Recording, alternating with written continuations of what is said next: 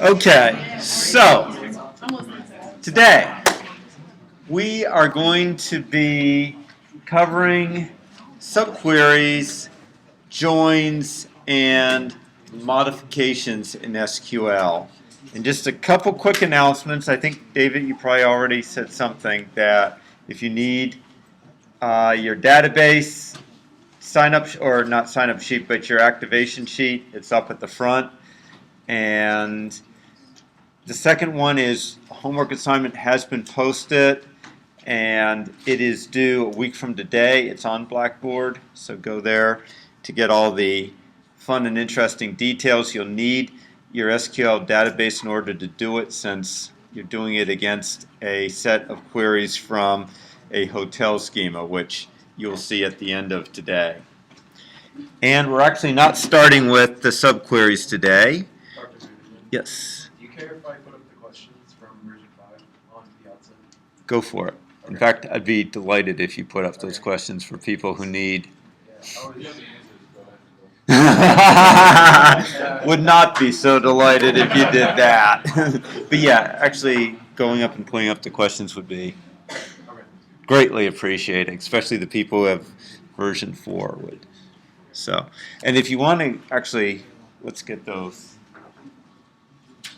forms so you don't have to look at them the whole day. Well, we were thinking about having a database. That's right, to experiment and or do other stuff with. Yes, that's right. Okay.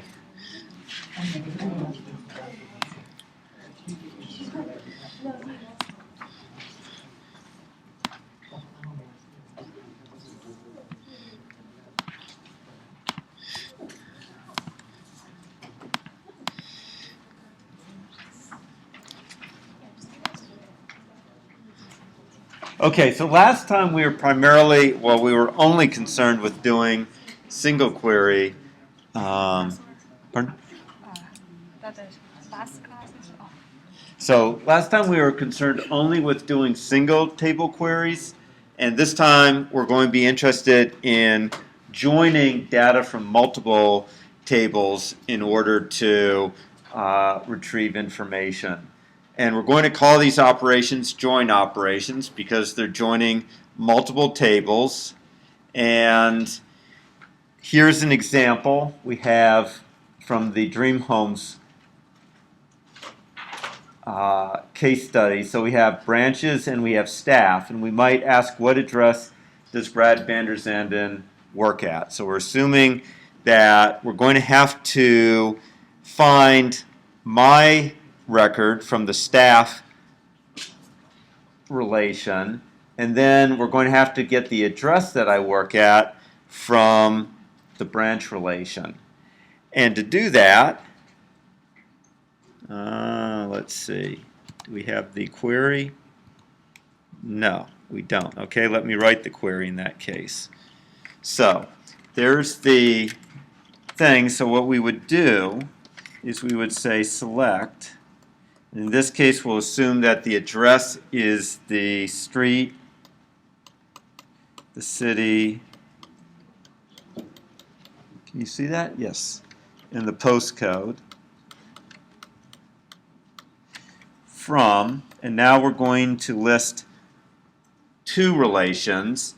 And it often helps to be able to abbreviate. So you'll often see notation that looks like this. So we're saying that the branch relation can be abbreviated as B, and the staff relation can be abbreviated as S. So you can put any name you want next to there. It doesn't have to be a single character, but that just often lets you express the query more succinctly, where S dot last name equals van der Zanden.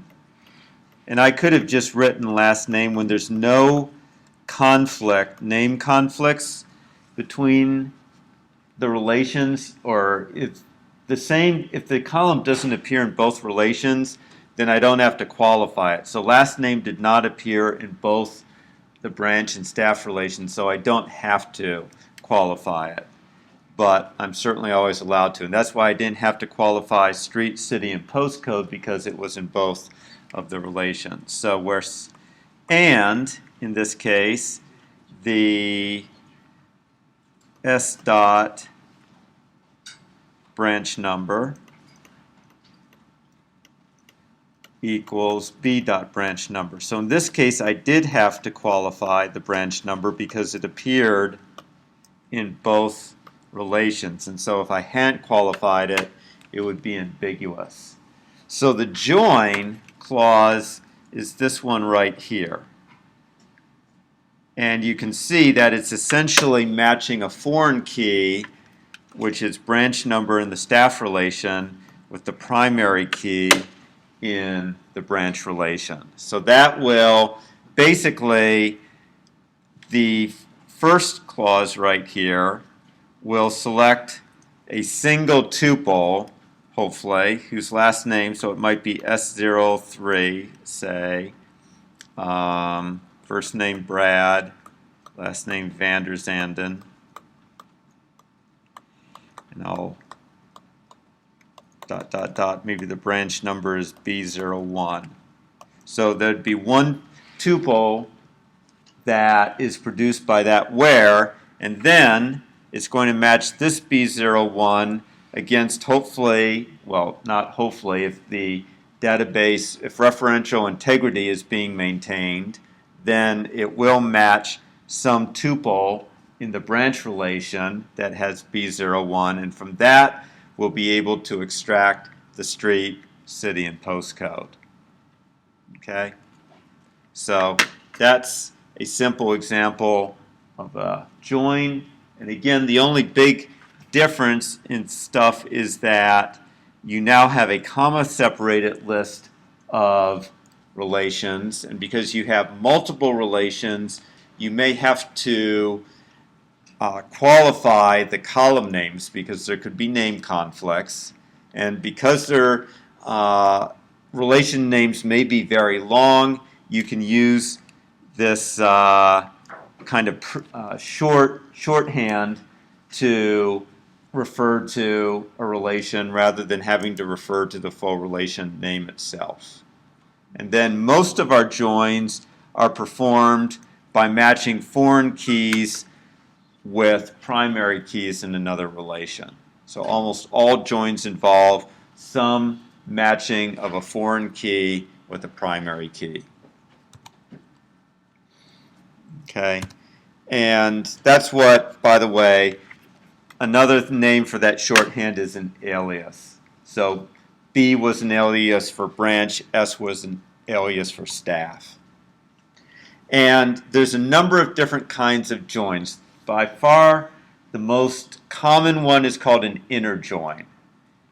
And it's also called a simple join. And basically, an inner join means that the only tuples that get produced are the ones where you have a foreign key matching a primary key. And if there's not such a match, then there may be some orphans. We'll show you in a moment how that could come about. So here we're asking to get the names of all clients who have viewed a property along with any comment that they may have supplied.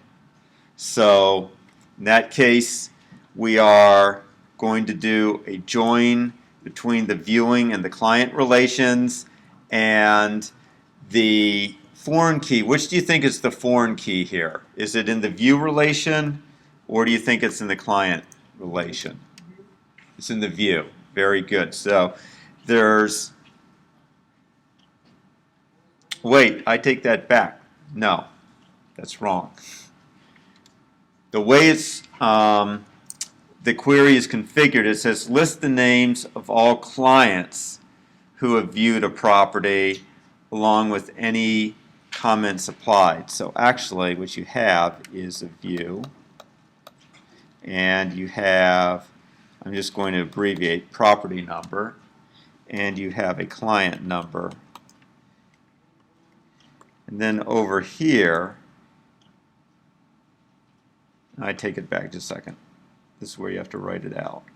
Okay, you have client, and you have client number and name. So actually that was right. The foreign key is in the view, and it's being then linked to a client number over there. So there's going to be potentially multiple properties with the same client number. So maybe client 1 viewed properties 3, 8, and 11. And we actually don't care about whether they viewed multiple properties. We just want the names of clients who have viewed at least one property. So we're going to have to join the client and the viewing relation, and we're matching it. So basically we're going to find all clients in the view relation, so over here, and that's going to be matched. Each client number in the view is going to be matched with some row in the client relation, and then we're going to extract the client number, their first name, their last name, the property, and any comment they left. So you may have multiple properties coming out at the end. Let's see, do I have it? There we go.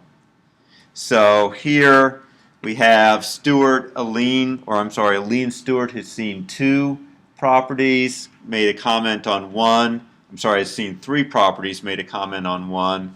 And then 2 others, Mary Tregear and John Kay, who've just done 1.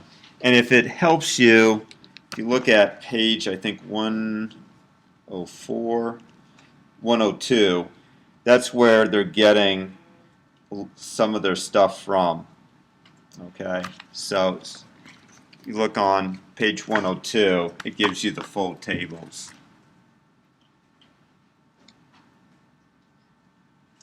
Okay, and then there's some syntactic sugar that you have. So oftentimes the 2 relations will share a common join column. So back where I was doing, well, here's one where typically your foreign key is going to have the same name as the primary key. So typically when you're doing a join, you are going to have a common table name. It was the same way when I was selecting myself from the staff and then joining myself with the branch. There was a shared column which was the branch number. So the column that you use in a join is typically shared, not always, but typically shared between the relations. And so SQL has some syntactic sugar for simplifying it. So if you're going to do it on a common join column, you can just say from, and then instead of a comma separated list, you say client inner join viewing using, and then the common column names. And it gets even simpler if you're going to do the join on all common columns, which is the most common type of join. So here, this is assuming you're doing just some subset of the common columns. So this is a subset of the common columns. But if you're going to use all of the common columns, then you can use what's called a natural join, because it's a natural join, right? You're doing what is the matching columns from each relation. So then you can simply say from client natural join viewing, and it will automatically, the SQL processor will automatically find the common columns and do an equal matching on them. So this is equivalent to saying in the previous one, from, that just combines the from and the where, and it's just a little simpler to write. So either way is fine. It doesn't matter how you do it on a homework or a test. Okay? You'll see me typically doing it this way just because I forget the syntactic sugar and have to look it up, whereas I always know how to do it this way. But either way is fine. Okay, and then you can join more than 2 tables. So oftentimes you have to join 3, 4, 5 tables. So here I want to find for each branch the staff who manage properties, including the city in which the branch is located and the properties they manage. So to do that, I'm going to have to have my branch relation, I'm going to have my staff relation, and I'm going to have my property for rent relation. And basically, I simply, in my select statement, it says list staff who manage properties. So list staff, including the city and the properties they manage. So we're listing city, the staff number, their first name, their last name, the property number, and the branch at which they're located.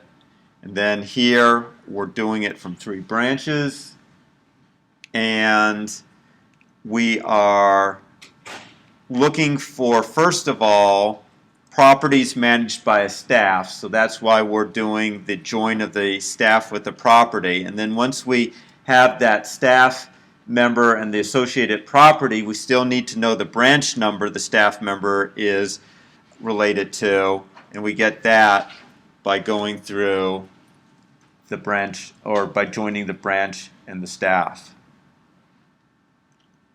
Okay, and then this is just ordering them in a nice way. Okay, so you might get something that looks like this. So for example, David Ford in branch B03, and managing property PG16, here and Beach, it returns 2 records, so on and so forth. Okay, let's see. So any questions about that, about joins? So those are simple joins. And we can get more complicated. So for example, we might want to do something with subtotals. So we're both, we're doing subtotals, but we also need to do a join in order to accomplish it. So we, as an example, might want to find the number of properties handled by each staff member. Well, in order to do that, we're going to have to join the staff relation with the property relation. So that's what's happening here. We're joining the staff and property relations, and then we want to get it by each staff member. So we're going to be, in that case, we're going to group by the branch number and the staff number, and then we can count. So this is going to give us, in effect, a list of all properties. So we might have, going back here, we'd have 2 properties from Ann Beach, 1 from Julie Lee, 1 from Mary Howe, and 1 from David Ford. And then, sorry, going forward, now we're grouping by, so that's going to group them like you see there, and then the count star is counting the number. So in that case, it's going to be 2 for Anne, 1 for David, 1 for Julie, and 1 for Mary.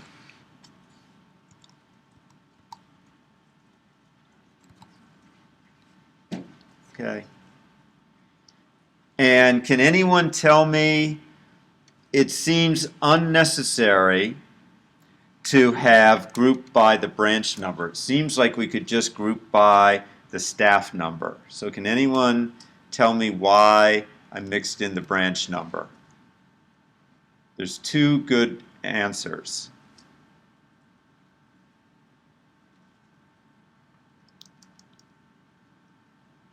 The staff numbers might not be unique to the branch. No, the staff numbers are unique. So we're assuming that, oh, I see what you're saying, Nick. No, we're going to assume that each person belongs to only one branch. So it's a good try, but yes. You want to be able to show it in the table as a select attribute, so you have to. Yes, So the first reason, good reason, is if I didn't group by s.branch number, I could not have included it in my select statement. I'm not sure, I think that's what you were saying. So if I want to display the branch number, then it's going to have to be in my group by statement, because when I use an aggregate, which I have, the only other attributes I'm allowed to print are the ones that appear in the group by statement. Okay. The second reason is because I might want it just ordered. I might want to be able to see everyone in branch 1 followed by everyone in branch 2 followed by everyone in branch 3. Okay. And if I didn't group by it, I also could not have had it down here in the order by. And they also wouldn't be grouped. Well, the order by ensures that they'll get grouped by branch number, but if I had not put the s.branch number into group by, I also could not have specified it down in the order by.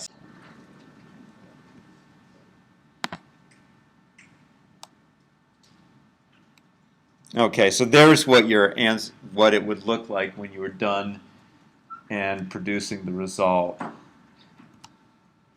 Okay, so here's what the query processor is doing under the covers when it's computing a join. So the first thing it's doing is taking the Cartesian product of the tables that are in the from clause. At least it doesn't have to do it this way, but theoretically this is the way it's doing it. Then it's applying a where clause to that Cartesian product, so it could be pretty enormous. And the where clause filters out all the rows that don't match its search criteria. And then for each remaining row, it projects down to the columns that are listed in the select statement. Okay, now in practice, what happens is the where clause gets applied first. Can anyone tell me why the where clause would get applied first? Why is it inefficient? Why is it more efficient to do it this way? Apply the where clause first and then take the Cartesian product. The where clause eliminates stuff that you don't want to look at. Because the where clause eliminates a lot of stuff you don't want to look at. Let's say that you're joining relations A and B, and just A has 10 records and B has 20. Okay, and let's say that, so the Cartesian product is, someone tell me how many records in it? 200. Very good. And let's say that the where clause is going to return 3 records from A and 4 records from B. Okay, roughly speaking, we can expect that when it's applied to A cross B, there's only going to be 12 records left after the second step. Okay, well, we formed something with 200 records and ended up with something with 12.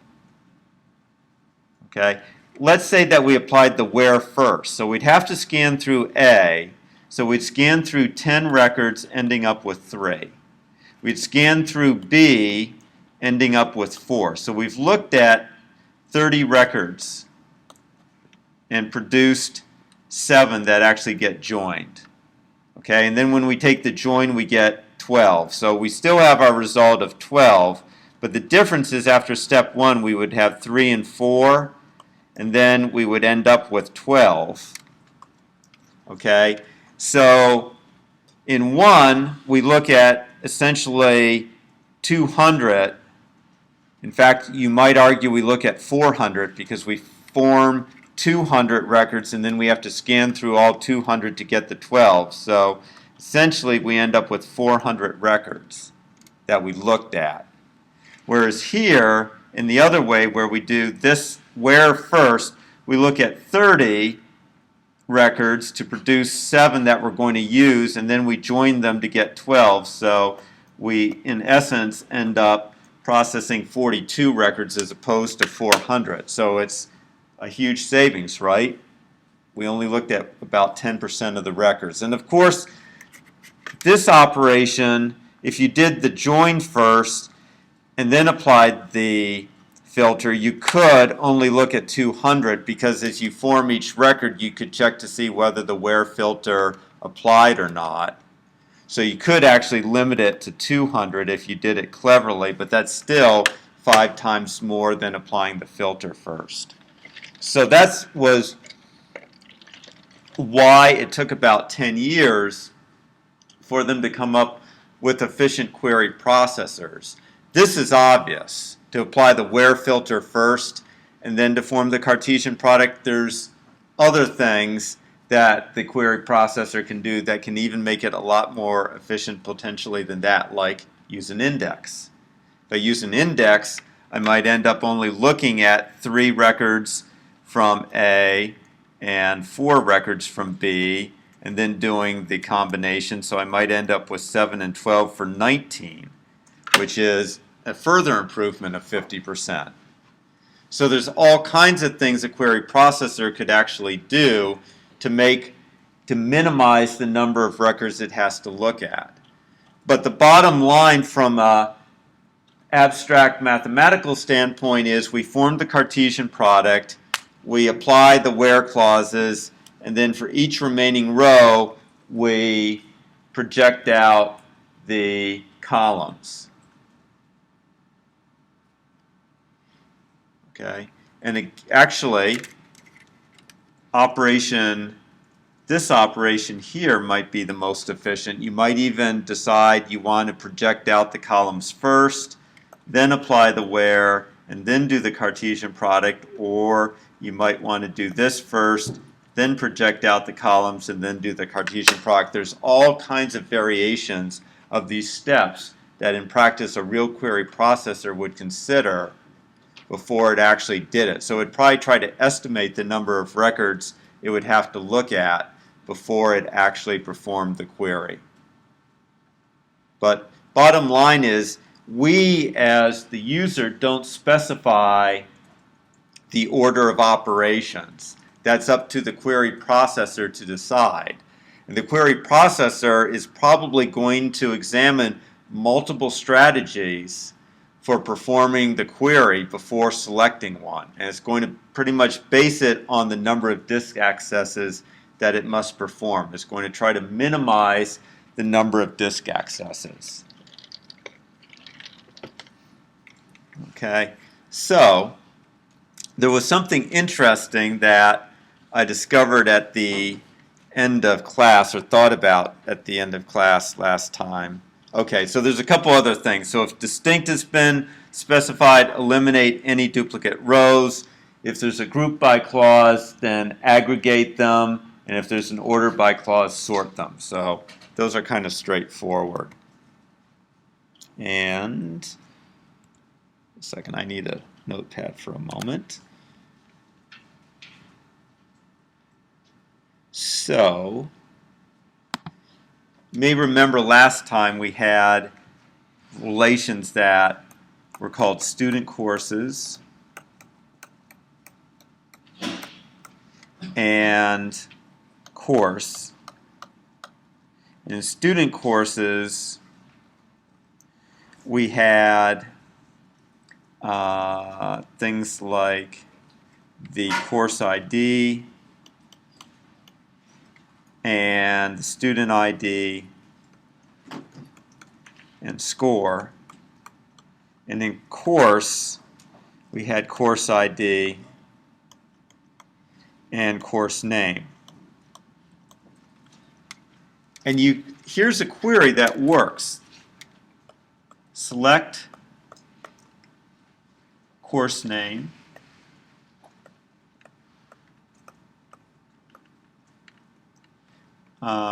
say S course or C dot course ID.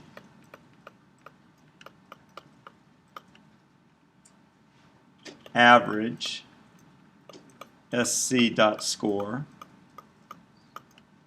from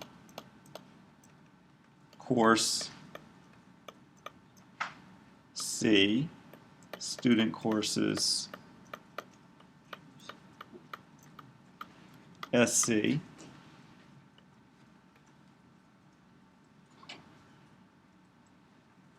where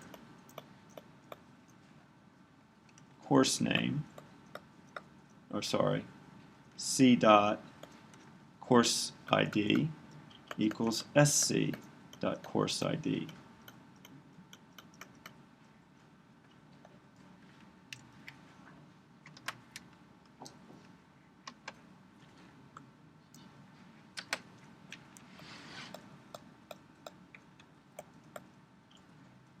Okay, it seems at first glance that, I'm sorry, and I need a group by from courseware group by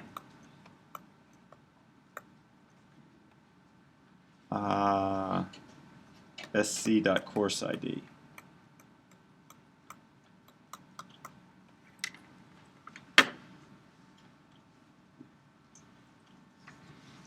So I have a problem here, it seems. That problem is that I told you last time that the only attributes that can appear in a select statement are ones that appear in a group by in the case that I'm using an aggregate function. Yet this query works. This query will properly print out things like accounting 101, intro to accounting,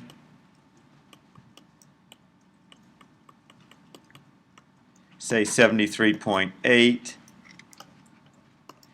CS 102, intro to programming,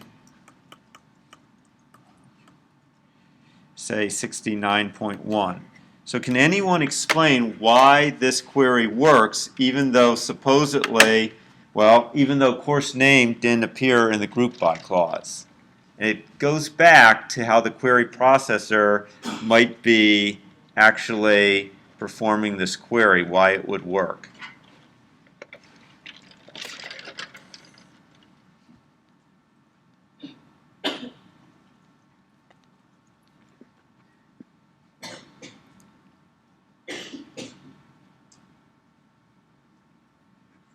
Is it generating the columns and then looking through the data? Yes, so you got it, Nick. So what's happening is it generates a temporary relation. So what it does is it first generates a temporary relation which is unnamed. And that relation has course ID and the average score.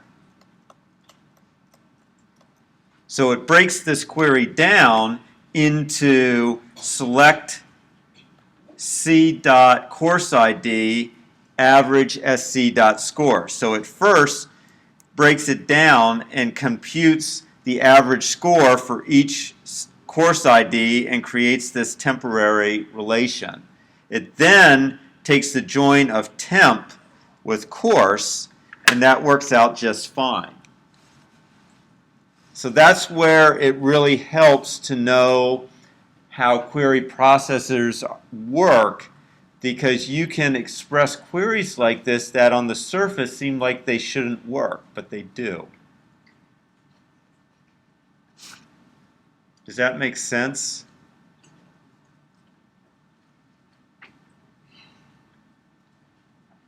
Okay.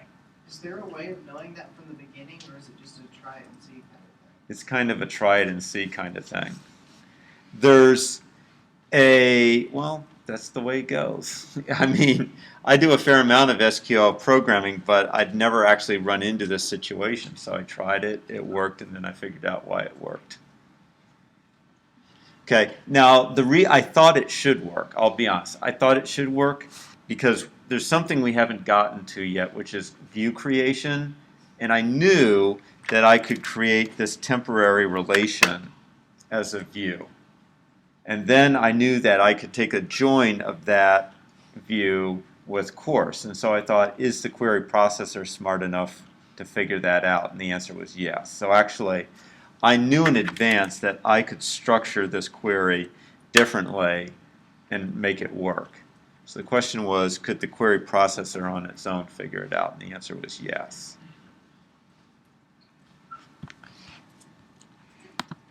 Okay.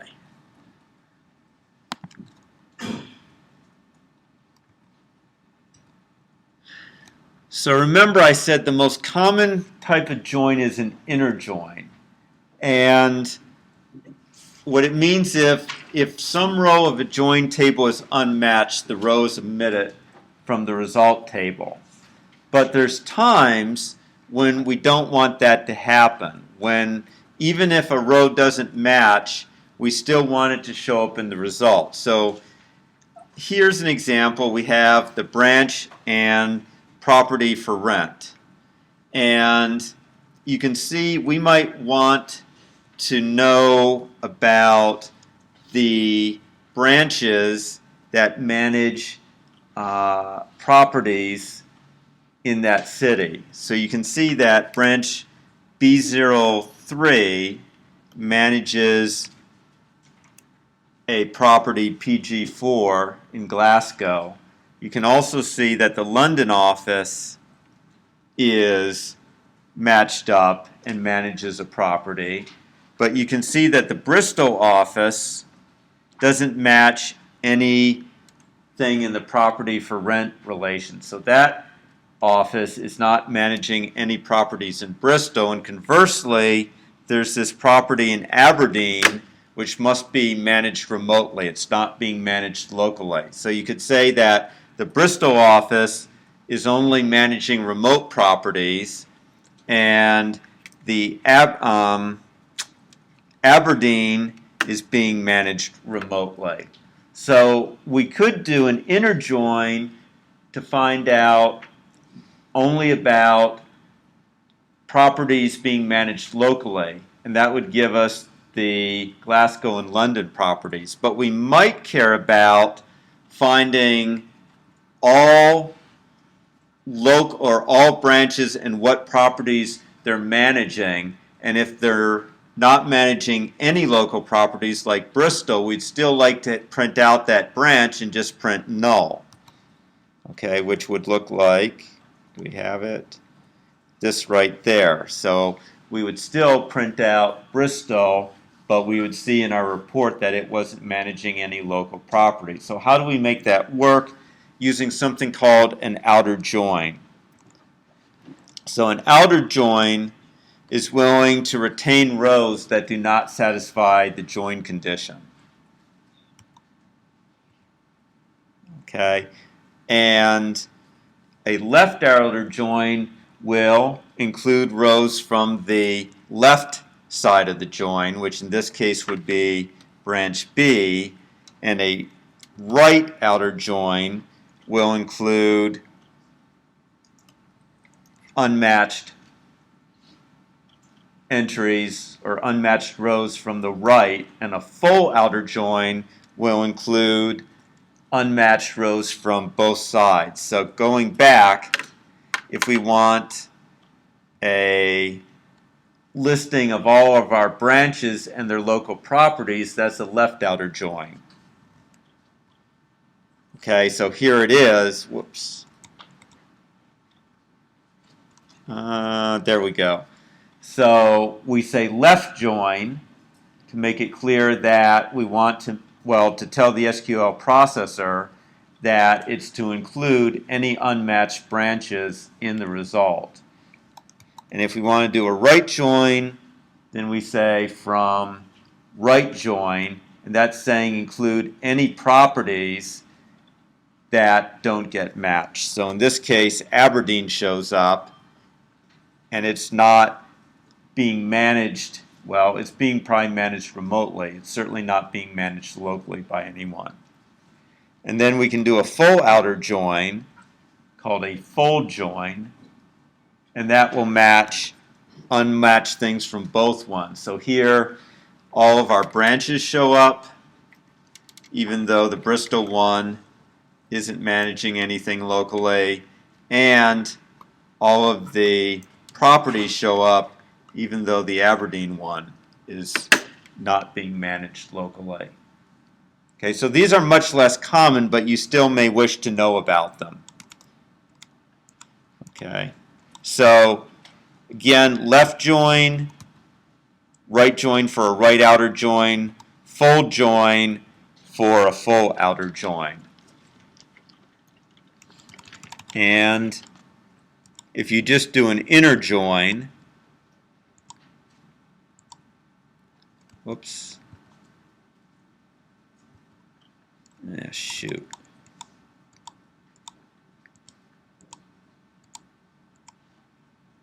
There we go. So an inner join, you also, if you're going to do it, you'd say inner join, and then a natural join is an inner join that's on all common attributes. Okay. So questions about joins. You're going to have to probably do them in the homework to really get comfortable with them. The simple ones are easy. Yes, but... I just like to make a comment. Mm-hmm. Whenever I start learning joins, Venn diagram is really what helps. I say the join is the intersection of the algorithms. That makes sense. Okay, let me do that. So, the comment was, you can think of, if I have properties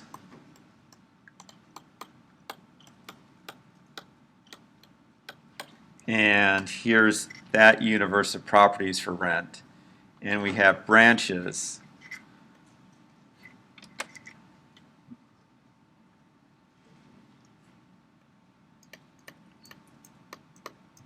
then that's the inner join. In effect, it's the intersection.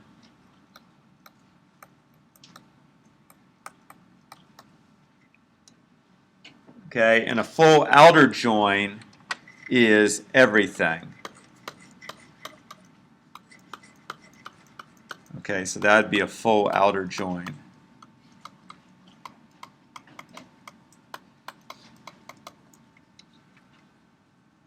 And then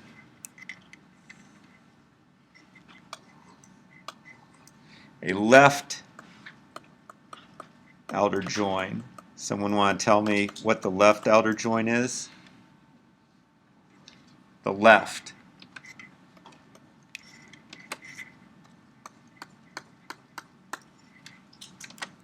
And the right outer join, which of course I put on the right side, is that.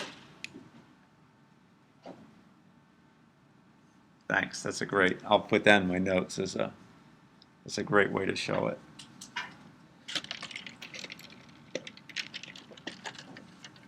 Other questions or helpful comments? Or unhelpful comments?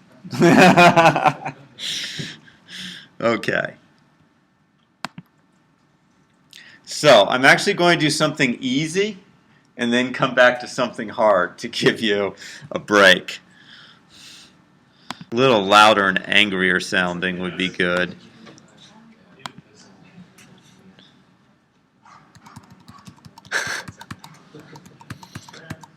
Perhaps. Smiley. Smiley's got a slightly throatier bark than that wussy bark that I hear there. Smiley's 40, so yeah, she's a little deeper than that. Okay, so it turns out that insertion, modification, and deletion is all fairly straightforward. If you want to insert into a table, you give it the table name, an optional list of the columns that you are in. So insertion is inserting a row. And you give it an optional list of columns for which you're providing values. And then you have the values keyword and a comma-separated list of values. And the column list is optional. If you omit it, then it simply assigns the values according to the order in which you specified the columns in your create table statement. I know we haven't gone over that, but when you create the table, you list the columns in a certain order.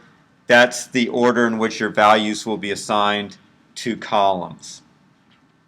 So you would typically provide a column list when you're only giving a subset of the columns, and the remaining columns that are omitted will either be given null values or default values. So when you create a table, as you'll see next week, you can provide default values for a column. So when you insert a row, if you omit that column, it gets the default value. Or you can specify it's optional with no default value, in which case, if that column is omitted, it gets a null value. So here's a couple of examples. Here I'm simply inserting into the staff table and I'm providing all the values. And here I'm inserting into the staff table, but I'm not providing all of the columns, and I'm assuming that I will either have nulls or default values for certain things. So one column that is commonly omitted is the mandatory key column, because SQL will automatically generate a unique key, usually by numbering, if you don't provide a actual value for the primary key. So you can actually omit the primary key column, and SQL will automatically generate a unique primary key for you as long as it's a numeric key. Essentially, you'll just add one each time. And you can see that you can actually provide explicitly null values in your values list. So either of these two statements is going to accomplish the same thing of assigning values to these 6 columns and assigning nulls to the 2 remaining columns. Okay, so as I said, insert, very simple. Update, also pretty simple.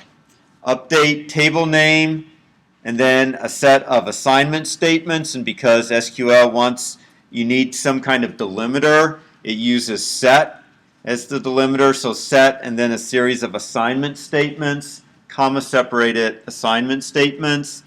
You're allowed to use simple arithmetic expressions on the right hand side, and typically you have some search conditions. So for example, let's say I'm getting a raise of 5%. Then we could say update staff set salary equals, say, salary times 1.05. Now, if we just do that and hit return, a lot of employees will be happy because it will update everyone's salary and add 5%. Or, as happens when I unfortunately am dealing with a couple of my databases, when I forget to put the condition in, it updates every column and pisses me off. Okay? Yep. So in CS102, we have this website called Code Assessor for presenting problems, and you can do things like set certain problems to be exam problems. So I'll say update, set, exam equal true, and then I forget to put the where, and it makes every question in the database an exam problem, and of course I can't undo it. And then I have to manually go through and reset everything, and it just, it pisses me off. So the where clause saves your bacon. So where, say, last name equals Vanderzanden.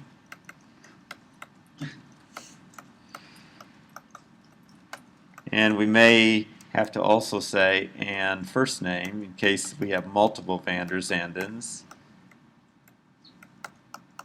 Okay. You may not know what the staff ID is. Just because you have a unique key doesn't mean, right? I say I'm giving Brad van der Zanden a raise of 5%, and you're thinking, well, why don't you just say where staff name equals, what's Brad's staff number again? Don't know. So the nice thing about primary keys is they're unique and they work well in joins. They often don't work very well when you're doing things like updates because they're artificial. So you often have to resort to other ways to get uniqueness, like this. Okay, and that also shows how you can use arithmetic expressions in your updates. Okay, so update, very nice. Where clause, optional, but typically you use it. But here we go.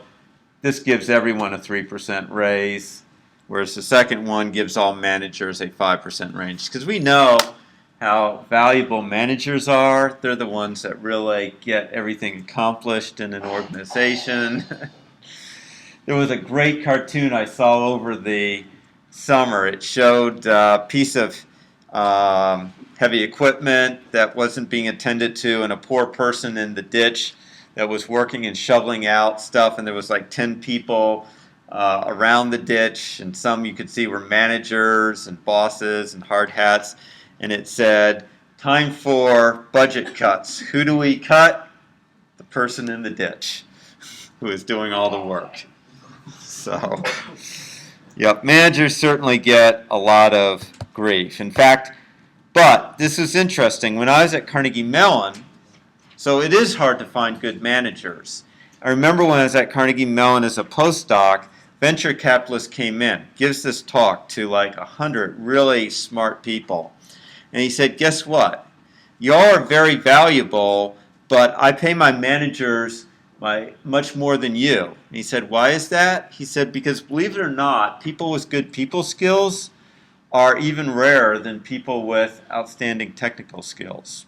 He said there are a lot of bad managers out there. They're not very many good managers. And so when I find a good manager, I pay them a boatload of money. In fact, they will earn a lot more than you because they are so precious and valuable. So, if you think you got it in you to be a really good manager and you have people skills, you can make even more than being a programmer. However, most of us like programming because we're not so great with managing people. Certainly I know that. I came in, when I became a professor, I thought I had great managerial skills, and I discovered over the years that perhaps they were not as good as one might hope for. So one problem for me is I'm very easy riding, and I don't have a tendency to really kick people's butts, but being a good manager is about a good compromise between pushing your staff but also giving them compliments and the like. And a lot of professors, it turns out, aren't very good at pushing you hard. I know some are, but a lot of us aren't, and I'm one of those. Okay, at any rate, here's an update where you are assigning multiple things. So perhaps I'm promoting whoever is SG14 to the position of manager and also giving them a salary boost. Okay, so we covered insert, we covered update. The last big modification thing is delete, where you want to delete rows from a table, and there it's really important to have search conditions, because if you say delete from table name without a where, it deletes every row in the table, which occasionally is useful. At the beginning of every semester in CS 102, I say delete from student work because I want to start from scratch. But it's pretty rare where you want to do that. So typically you have some search, whoops, shoot, that was the last slide.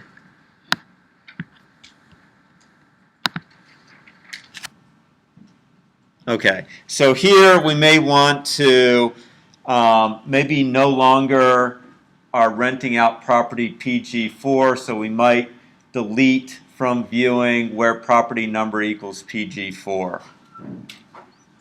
Okay, so that would wipe out any row in viewing where the property number is equal to PG4. So that might match multiple rows. It would, if we'd had multiple viewings of property PG4, it would wipe out all rows related to PG4.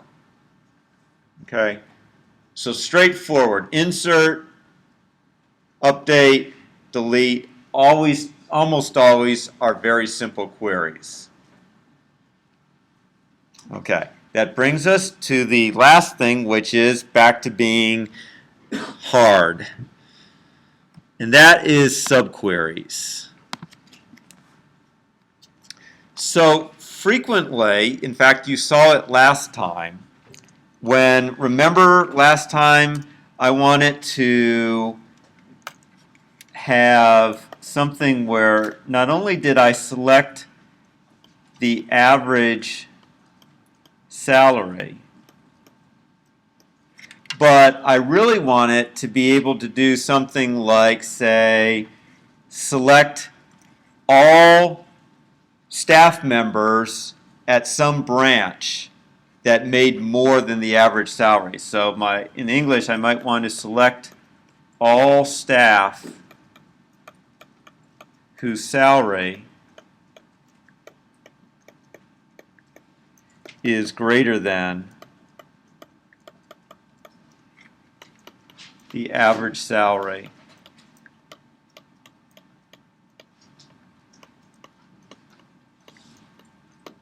or select all staff at branch B03 whose salary is greater than the average salary at branch B03. And the natural way to express that query would be to say select star from staff where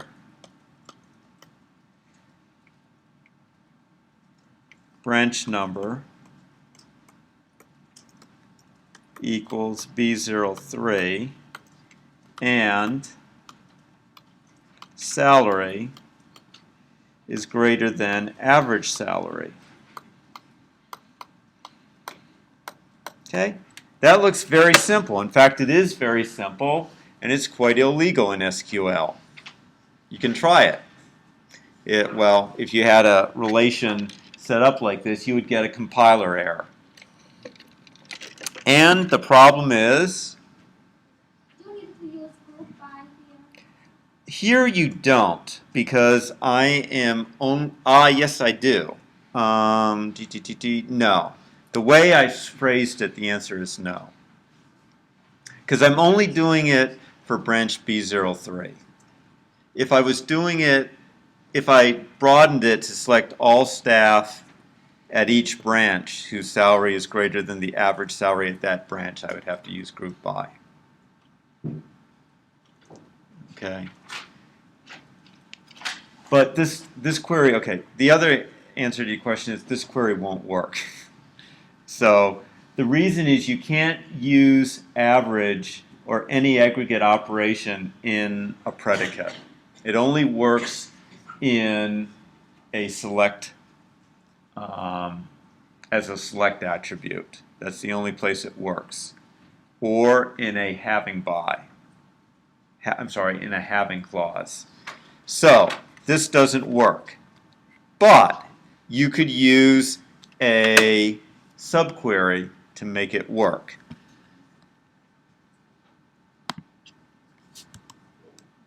So let's, show you the subquery first.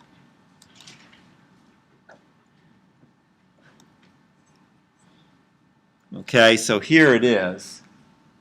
So we're, in this case, it's a little more complicated. We're selecting staff and staff information, and we actually want all staff whose salary is greater than the average salary, and we want to know by how much their salary is greater than the average. So I'm using subqueries here. So see, I say salary minus, and this select right here is a subquery. Actually, this part as salary diff is not. This right here is a subquery. It returns a single value. So it calculates the average salary in staff and returns it. And then I'm also using it here. I'm using the subquery to also get the average salary. So this is an example where I'm using a select within a select, hence the name subquery. And as you can see, this is pretty inefficient, right? Because I'm doing the same calculation twice, plus it's a little hard to read. Okay, actually a good query processor would figure out that I did the same query twice and wouldn't duplicate it. But for readability, we are also, just a second, allowed to create SQL variables, and the way we can do them is with an @ sign, and we can store temporarily a scalar into those temporary variables. So you can't store tables into these variables, but you can store scalar values. And then it makes the query a little easier to read because now you've already pre-computed the result and it makes the query a little easier to read. I don't care which way you do it. I personally prefer this second way because I think it makes it a little easier to read, and it also breaks it into two separate steps, which makes it easier. But if you want to do it the first way, knock yourself out. But again, the variables only work with scalars. They cannot store tables. Okay, in either case, the query resolves to this. So if the average is 17,000, either the variable or the subquery gets replaced with 17,000, and the query actually resolves like that. So that's a great example where subqueries make your life easier. Okay, so, whoops. So, formally, a subquery contains one or more nested select statements. So here's another example. We're listing the staff who work in the branch at 163 Main Street, and we're doing it without a join. So one thing you will find a lot is that you can either use a join or you can use a subquery. And either one is acceptable. So here, I'm trying to find the staff who work in the branch at 163 Main Street. So one way to do that is I don't know what the branch number is. So I'd really like to be able to say where branch number equals, but I don't know what that branch number is. So I can write a subquery that returns the branch number by selecting it from the branch where street equals 163 Main Street. And now, with that branch number known, I can compare it with, or I can say retrieve all staff whose branch number is equal to the result returned from the subquery. Now, I said I could also do it with a join. Okay, so I can. Select statement is the same, but it would now be from staff branch. Okay, I get rid of this where clause, and I would say where staff dot branch number equals branch dot branch number. and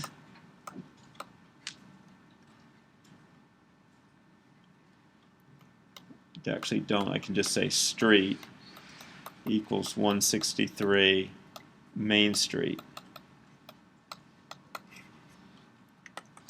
Okay? I don't care which way you do it. I will admit that I think in terms of joins. So in class, you will almost always see me write it as a join.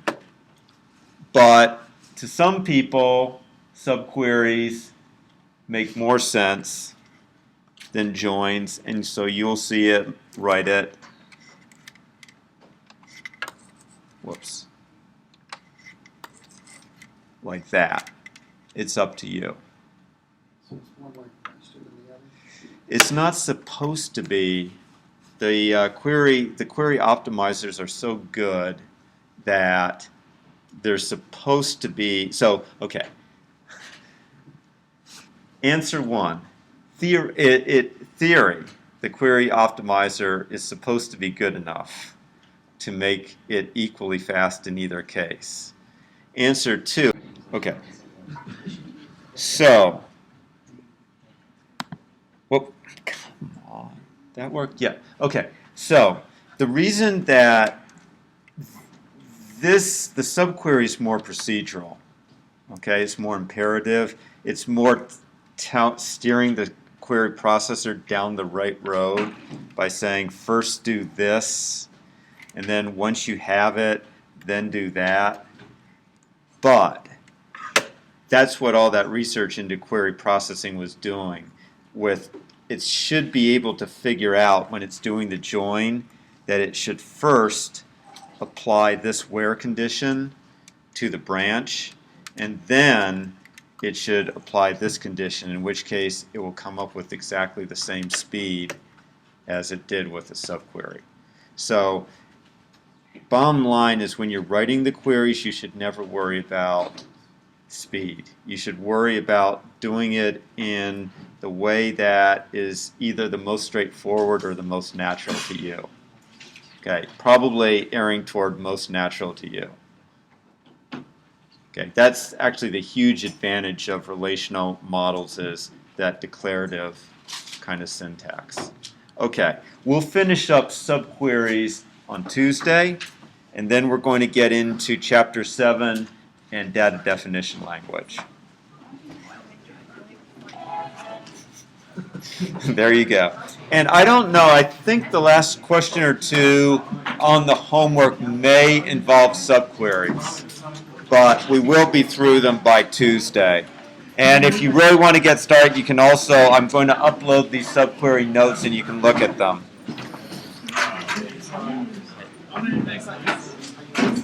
1 second so I can shut this Camtasia down.